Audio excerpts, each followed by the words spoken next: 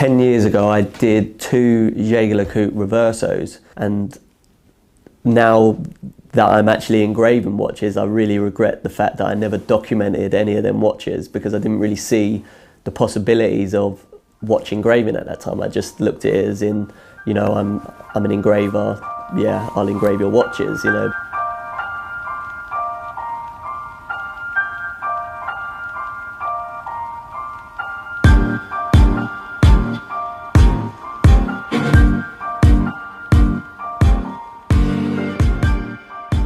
So when I approached Purdy's, it wasn't actually on purpose.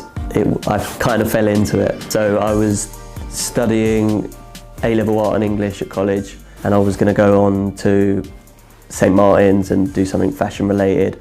But I then came across a catalogue in my uncle's house, which was a Purdy catalogue, and it had the gun engraving in it, and I'd never seen anything like that before. And immediately, because that was my main thing, I was quite good at art, you know, I thought, oh, that would be quite interesting to find out about going to work for someone like that. Since then, I was the only engraver employed and trained at Purdy's in the last 15 years.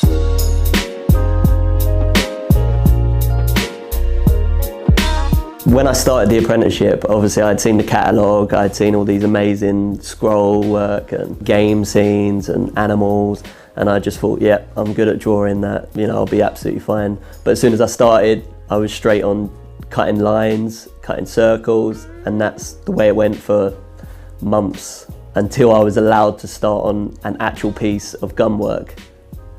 Then I actually got to do the, you know, the proper patterns. I don't know if I speak for other engravers, but I hate doing barrels. They're long, they're awkward, they're just really hard to maneuver. I love doing the actual body of the gun. I love doing all the extra parts, the pins, the screws that keep everything together. With the firearms and stuff, it's very different because you're working on a traditional product. The company I work for is over 200 years old. You have people that shoot, they want a certain, you know, kind of game scene that might involve, you know, pheasants flying or a person shooting in a field. You're in just that kind of category of certain things you can do, and you can do it many different ways. With the watches, it's not for just one market.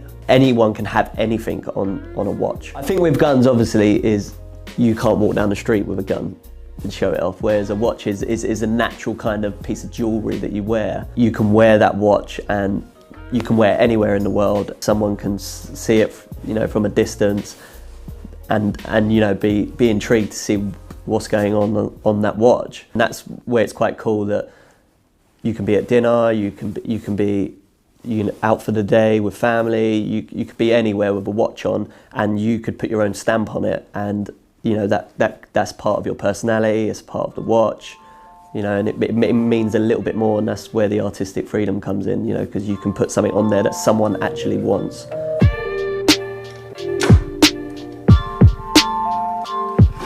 So to give you an example of my process from start to finish, I can use the URWERK as an example. I would draw the case first.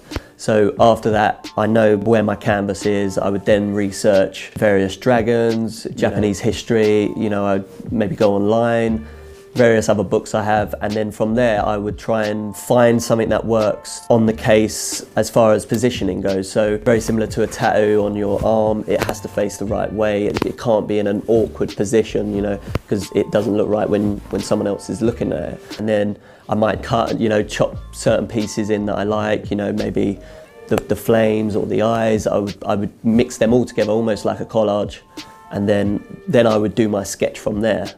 Me and Wade went back 4, 5, 6 times, you know, on just getting where the dragon might be facing. From there, we would add in all our little details, and we kept going back and forth until we found something that we both really liked. We never went ahead with anything until we both were 100% on, you know, if it was going to look great on the case.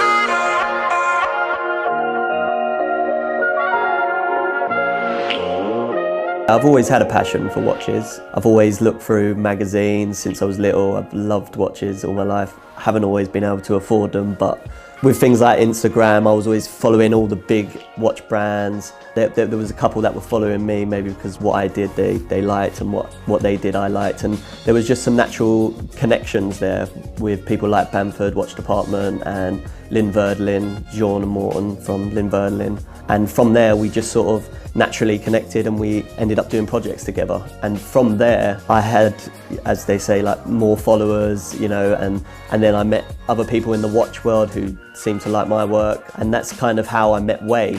And that came about maybe because I did a personal Omega Snoopy Schumacher watch for myself, which he really liked. We had a conversation and everything just sort of was very natural. He wanted to work with me, I wanted to work with him. It seemed perfect to do it that way.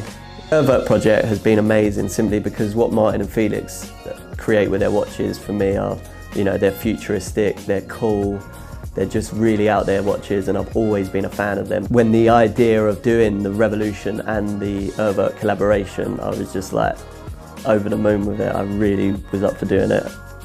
I'm Johnny and I'm Master Engraver for Revolution.